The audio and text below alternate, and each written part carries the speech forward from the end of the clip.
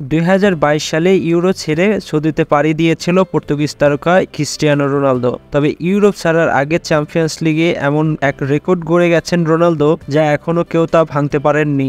বর্তমানে সৌদি আরবের club Al নাসরের হয়ে খেললেও ইউরোপে তার অনবদ্য সাফল্যের স্বীকৃতি দিতে যাচ্ছে উয়েফা। চ্যাম্পিয়ন্স লিগের সর্বোচ্চ গোলদাতা এখনও ক্রিস্টিয়ানো রোনালদো।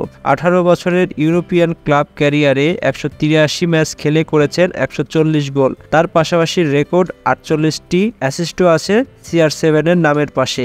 রিয়ালের জার্সিতে 4 বার ও ম্যানিউর হয়ে একবার জিতেছে চ্যাম্পিয়ন্স লিগ শিরোপা। চ্যাম্পিয়ন্স লিগে রোনালদোর এই অবদানের জন্য উয়েফা বিশেষ এক পুরস্কার দিবে তাকে। বৃহস্পতিবার ফ্রান্সের মোনাকোতে অনুষ্ঠিত হবে চলতি মৌসুমের চ্যাম্পিয়ন্স লিগের ড্র।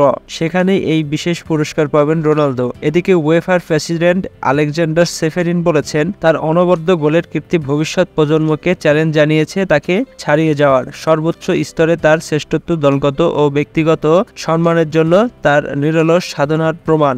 একই দিন ইতালির কিংবদন্তি গোলরক্ষক জিয়ানুলুইস বুফনকে উয়েফার প্রেসিডেন্ট অ্যাওয়ার্ড পুরস্কারে পুরস্কৃত করা হবে। দীর্ঘ 28 বছরের ক্যারিয়ারে চ্যাম্পিয়ন্স লিগ শিরোপা ছাড়া সকল শিরোপাই জিতেছেন ইতালির এই গোলরক্ষক। তো আমাদের সাথে যদি নতুন হয়ে থাকেন, চ্যানেলটিকে সাবস্ক্রাইব করে নেবেন এবং আমাদের পাশেই থাকবেন। ধন্যবাদ।